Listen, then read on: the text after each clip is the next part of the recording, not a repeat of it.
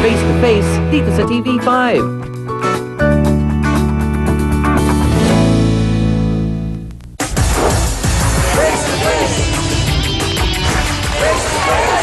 Paano nga ba nadamay si Ate Venus? Yan ang gusto nating lahat malaman.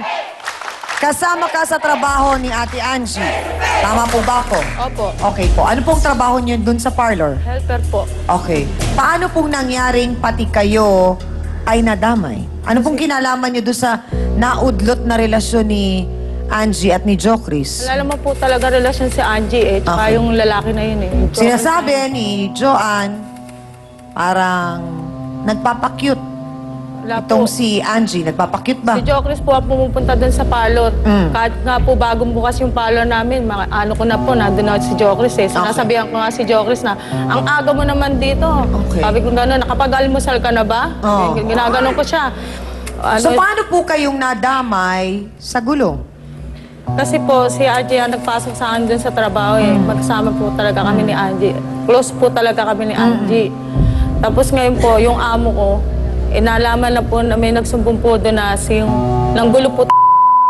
Nalaman po nung amo ko na si Angie, ang alam po ng amo ko, magkasagot kami sa sa ano na yan ng Doon sa naging Oo. pangyayari.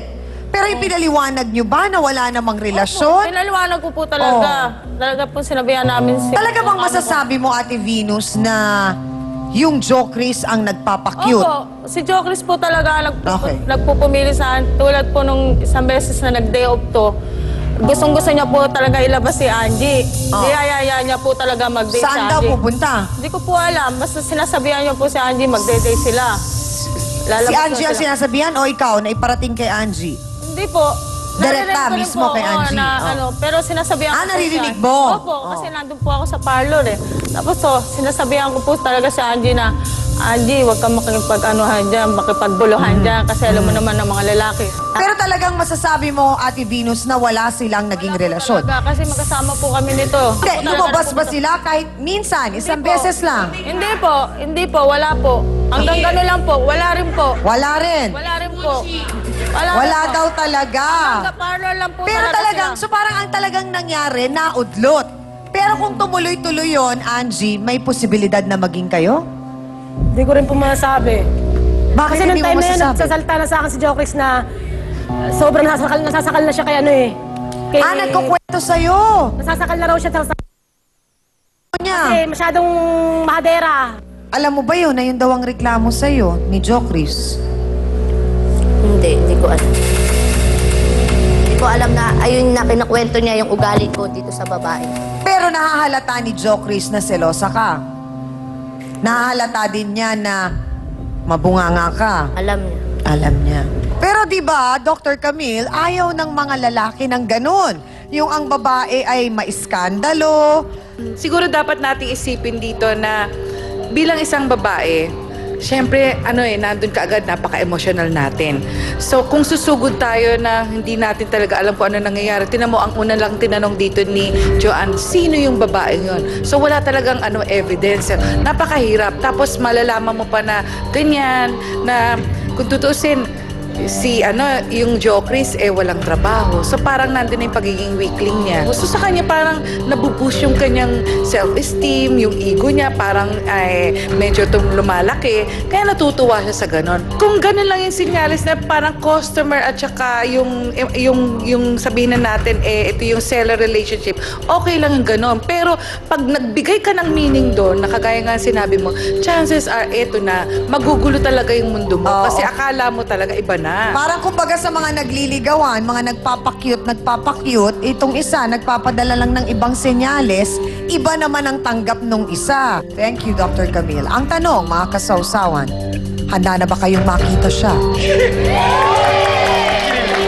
Kayo dyan, sa pula.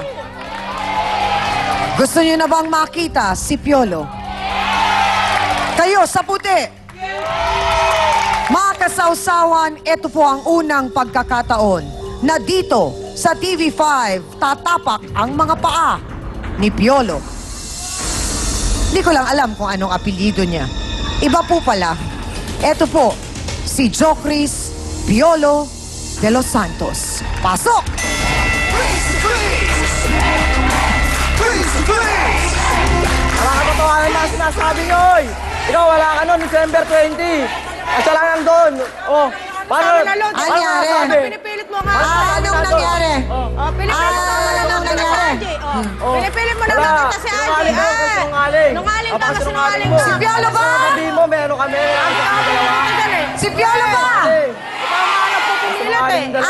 Anong nangyari? Bakit kayo magsama? Bakit ka umamin? Sabi mo, oo daw, merong relasyon. Hindi, wala po. Oh, akala ko ba sabi mo umamin? Isang beses lang po ako pumunta sa shop niya kasi inutusan niya po ako pumunta ng palengke. Anong sabi niya? Di ba 5 beses? 5 beses to nagpunta sa shop. Diretsahang tanong. Isang beses lang yun. Guess In love ka ba kay Angie dahil selosa si John? Hindi po. Hindi tumibok ang puso mo? Hindi po talaga.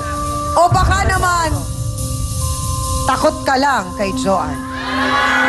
Oo, mahal ko po siya. Ha? Tawa ko po siya. Mahal ko po siya. Diretsahang tanong, takot ka kay Joan? Opo, dahil mahal ko po siya. Mukhang marami tayong dapat malaman bakit takot si Piolo Jokris sa kanyang kinakasama. Aalamin natin yan, huwag kayong alis. Magbabalik po ang...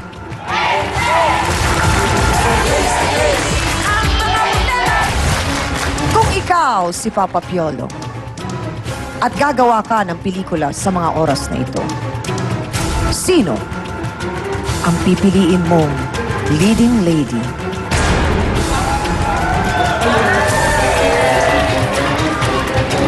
Si Casey ba? O si Juday? Miss Amy Perez would like to thank the following: Dr. Steve Mark Gan of GAOC Dental Clinic, Salon de Manila, Watercolors Makeup, Gloss Nails, Plains and Prints, Just Cavelli Eyewear.